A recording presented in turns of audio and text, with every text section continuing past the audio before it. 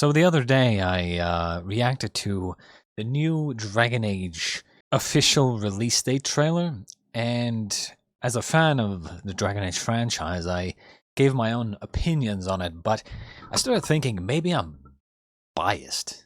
You know, maybe I don't know what I'm talking about from a normal person's point of view. And then I saw, you know, Asmongold here, Mr. Baldman himself, Mr. Gold, react to this trailer as well, and I was like, some days ago, and I was like, you know what? Let's react to Asmongold reacting to the Dragon Age official release date trailer, and kind of see what he thinks of it. I think I did watch his reaction to the first character reveal trailer or whatever the fuck it was. And you know, he definitely didn't like that one. I'll tell you that. But I really wonder what this is going to be like, considering the title of the video. I'm gonna be honest about this one. Yeah, you know, I want to see from a common man's point of view and what they think about this release date trailer. So yeah, let's see what Asmongold has to say about this. Just gonna sit next to his chat over here and. I guess we'll just get right into it, shall we? There's a new Dragon Age trailer. People have said this was Oh my god, there is. You have no idea what you have done. The blighted elven gods walk free, all because you disrupted my ritual. You battle against gods. They will not rest until you are on your knees.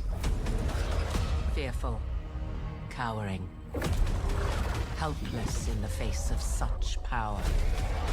It definitely still looks kind of soft. You know, I can't help but say that it looks soft. I've seen your work.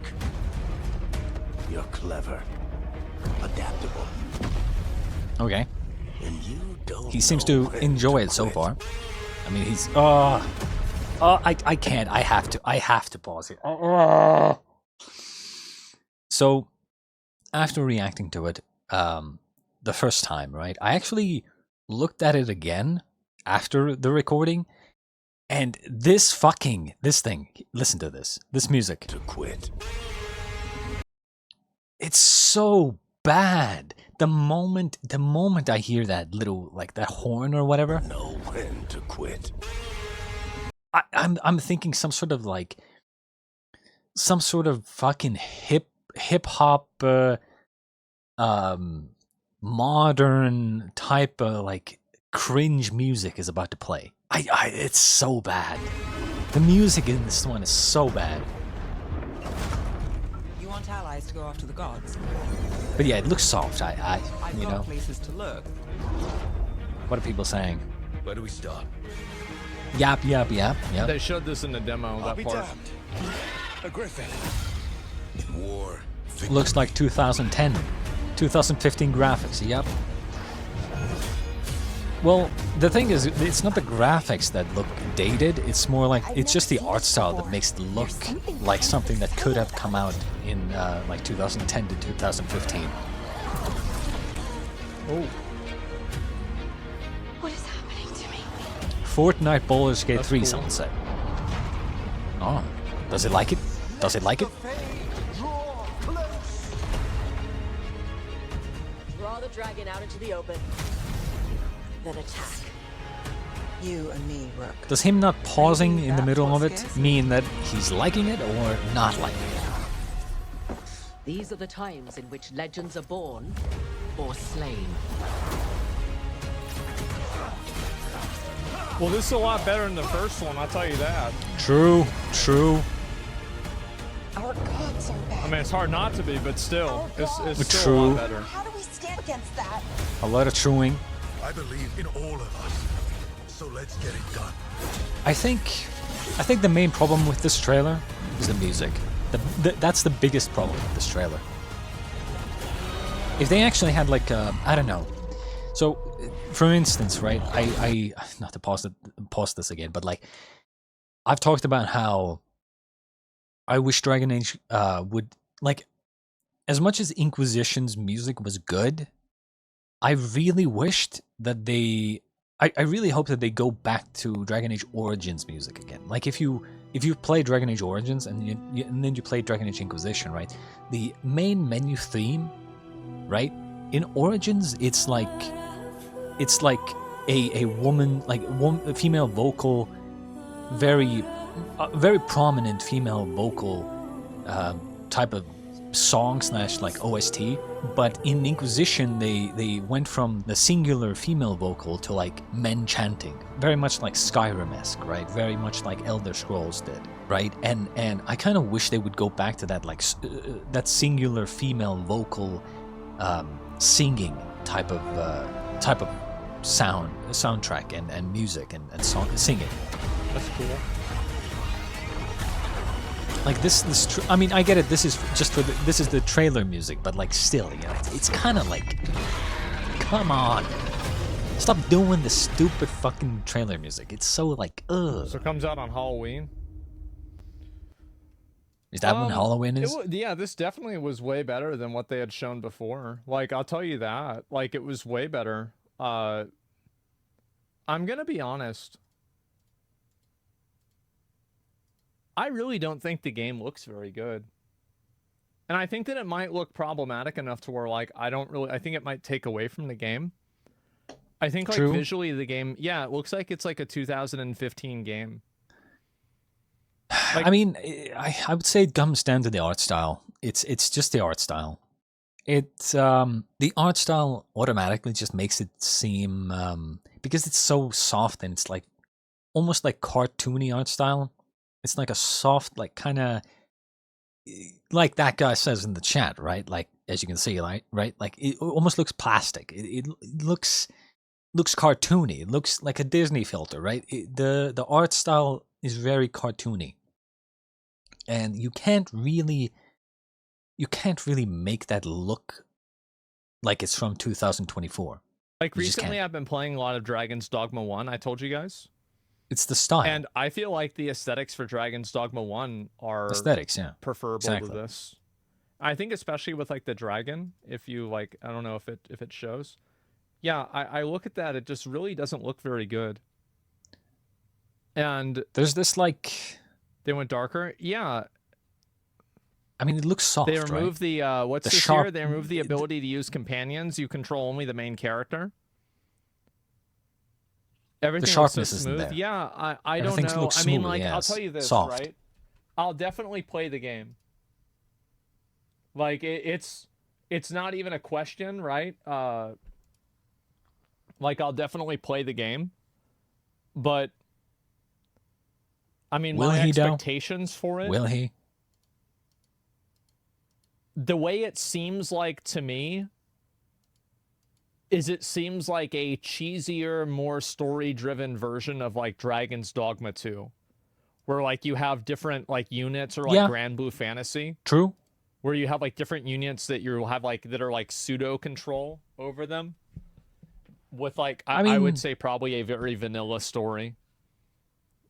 Play it for me so I don't have to. Vanilla story. Well, I mean, again, we don't really know yet, but, that's very true. What he said was very true because I mean that's kind of what Dragon Age has been. Very like story heavy RPG game. Do you hate yourself? No, but I mean I don't think this game is going to be horrible, right? True. I think this game I don't is going to be think it's like going to be horrible either. If I were to give like at worst it's going to be disappointing.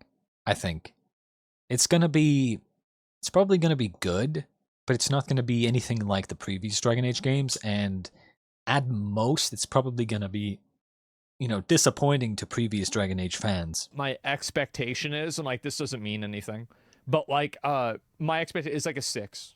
It's gonna be a 6.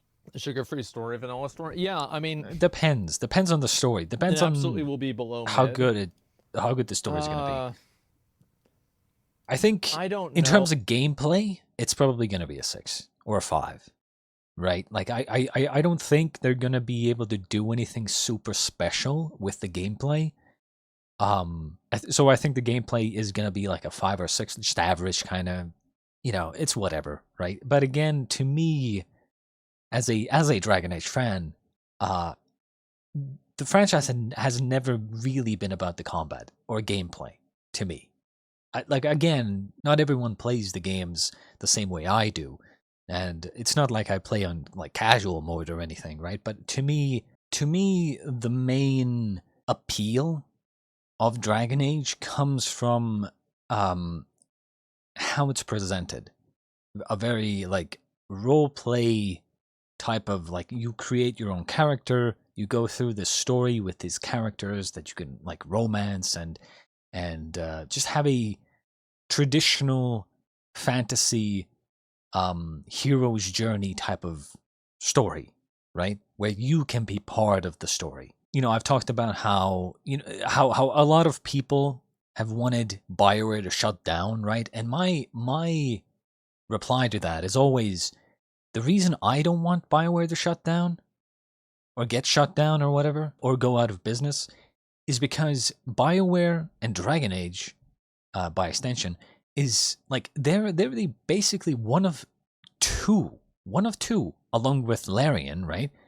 One of two companies, you know, development studios that is making RPGs that have like the you know, companions, you know, dialogue options.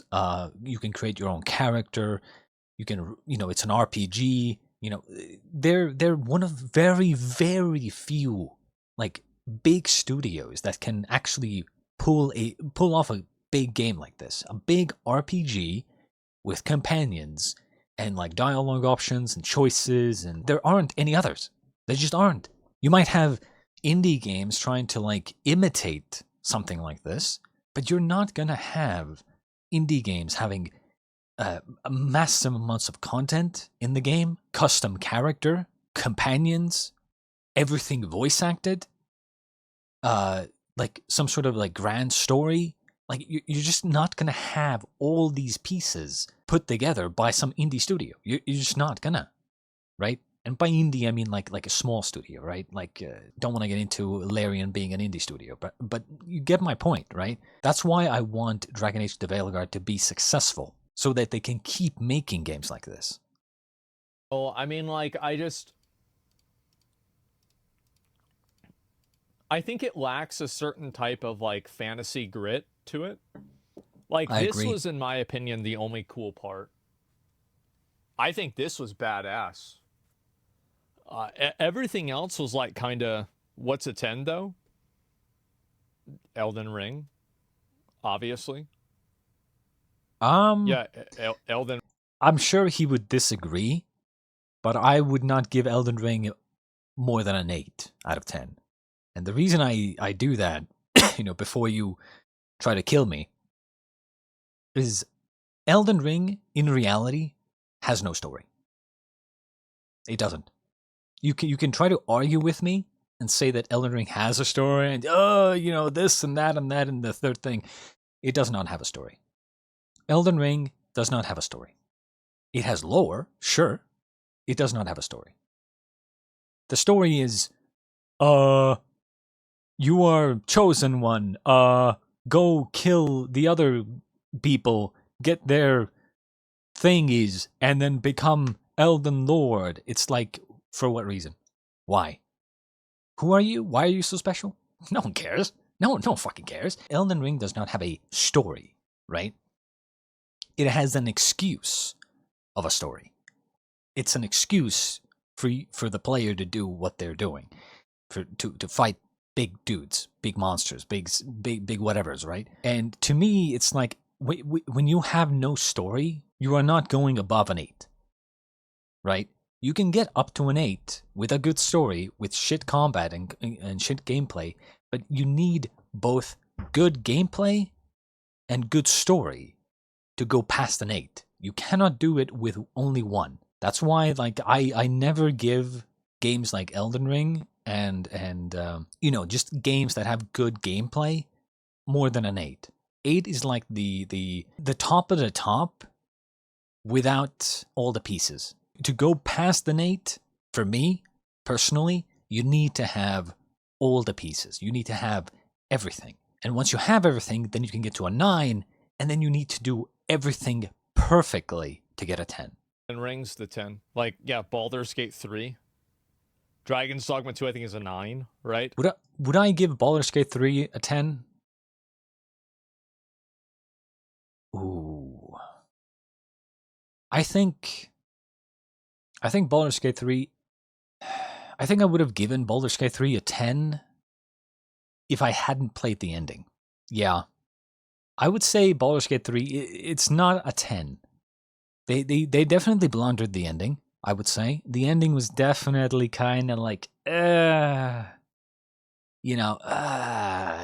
to turn into a mind flayer, like, ooh. If they didn't do that, maybe, but like, I would say like 9.5 type of thing, right? It's like almost perfect, but like you just kind of fumbled the ending, right? Yeah, I mean, I just... But it's Final close. Fantasy 16, yeah, I mean, that was like, I'd say a 9, right? Not a 10. Monster Hunter World, I mean, that's but a I different definitely see dynamic. where he's coming from. But yeah, that's kind of the way that I see it. I mean, I'll tell you this, right? I mean, it definitely looks a lot better, but I am really concerned about this gameplay because, and here's why. These are the same units that we saw in the gameplay demo trailer 6 months ago. Like, I'm kind of concerned that this game could go down the same path like that Dragon's Dogma 2 went down, where like the first like 20 hours of the game is like the most amazing experience ever, and then the next like probably 40 hours, if it's a 60-hour playthrough, or 80-hour playthrough, 60 hours, are like pretty much the same thing, but like it's just like higher armor or something. Yes. This is the exact same thing that I was worried about as well. When I reacted to this trailer, the first thing when I reacted to the news that you couldn't control your companions, right? I talked about how them removing the ability to control your companions is just another option that will make the game more boring. Like after a while, you went from 8 abilities that you can use in Inquisition to 3, right? And now imagine you're playing this game and you're making a build or something, right? And you have all your best abilities in the slot, right? You're using your best abilities. Okay, but now imagine you figured out your best abilities, obviously, when you got them. You got those abilities, and then you put them on, and you're like, okay, I think these are the best abilities. You put them on, and then you play with them. But the combat will get repetitive. You do the same combat over and over and over. You use the same abilities over and over in the same way over and over. It's like it will get boring. It 100% will get boring after a while. That was my biggest fear. Like the moment they went from 8 abilities to 3, I was like, oh, this is not good. It's not looking good. So yeah, gameplay didn't convince me. Yeah, exactly. And so you're not invested in the story at all, so the gameplay needs to carry. Well, I would be invested in the story. Actually, true. I think that's a valid point someone brings up. It is true that obviously, he has not played the previous Dragon Age games. So he is definitely, talking more about the gameplay and worried more about the gameplay because he's a very gameplay-oriented guy. Meanwhile, as a Dragon Age fan, right, as a Dragon Age enjoyer, us Dragon Age enjoyers, we know that it's not really about the gameplay, right? But still, gameplay needs to be satisfactory. It needs to be good enough. The story was good. And Inquisition barely, and sorry, I'm pausing a lot, but like Inquisition barely got by with the fact that the combat was just good enough to satisfy for a long period of time. If they're making this combat even more bare bones than Inquisition was, then it's like, you're really pushing it. You're really pushing it. You felt that about Dragon's Dogma 2? Dragon's Dogma 2 had a huge problem with enemy variety. It was massive. The enemy variety in that game was terrible. Absolutely. Like Dragon's Dogma 2. Again, I know I'm pausing, but like the reason I didn't play Dragon's Dogma 2 was because I knew exactly that was going to happen. Because I saw the gameplay reveals of Dragon's Dogma 2, right? And I saw that, oh, they're like kind of reusing a lot of the big monsters, a lot of the big bosses, right? The troll, the griffin, you know, they're kind of reusing them from Dragon's Dogma 1 again. And then I was like, they better add like 5 to 10 more big bosses, right? Big monsters. Plus another 15 different enemy variety, like smaller monsters for enemy variety. But they didn't. Should have been Elden Ring quality. There is no excuse that it was not Elden Ring quality. I'm sorry. Like, there's literally, like, it's made by Capcom. It has such a cool idea with the pawn system. It should have been just like Elden Ring quality. Super mega true. Yeah, it's just, yeah, and I like love Dragon's Dogma 2. I have 100. Dragon's Dogma in general is a game where you fight big monsters. Like, that's the biggest appeal of the game. And yet they just didn't have a lot of enemy variety, apparently. Like, that's your main thing. And yet you just kind of, you don't put effort into it. 100 hours in the game, okay? That's how I know it. They went for scale, but had less variety. The first game feels bigger, in my opinion. In a way, it does. Yeah, I think there's, like, obviously, like, you know, back and forth. But we can talk about that later. Either way, yeah, this part was really cool. Everything else about the game, it just feels like, again, it looks like a 2015 game, right? It just doesn't really look very good visually. But, yeah. I'll tell you this, though. I mean, like, if I'm reading a lot of the comments here, a lot of people are pretty positive. So, I mean, it definitely, like... Let's be honest, a lot of them are talking about the story and what was revealed. I would say for Dragon Age, this was a W. It was definitely better than any of the trailers that they've released before. True, and if they keep doing stuff like this, maybe people could be positive about the game. Moderate the comments. You think the comments could be getting deleted. That's true. Yeah, you could be right about that. But, I mean, who knows? Mr. Beast Strat? Yeah, I guess so. I mean, overall, I'd say that was pretty positive. I expected worse, honestly. But to answer, you know, his final thing there, where he said that, you know, people are kind of reacting to it positively, I think the main reason for that is because, as I said, Dragon Age, for a lot of Dragon Age fans, the story and characters are what's most important, right? The gameplay can, like, as long as the gameplay is decent and, like, playable and, like, somewhat enjoyable, it's like whatever, right? And I think with the trailer releasing and showing us so many, like, story beats, like story points and big reveals, I'm not gonna lie, they revealed way too much in my opinion, but I think for a lot of the fans, that's very, it's fan servicey, right? Like, it's servicing the fans very well. It's, you know, doing the little, you know, they're sucking the fans off very heavily. And in general, I mean, I suppose it was a good trailer, or better than the previous ones, but, I mean, the music sucked ass. I'm not gonna lie. The music was like, holy shit, bro. Like, whoever did the music needs to get fired, I'm just saying. But yeah, I mean, I would say most of his observations were spot on.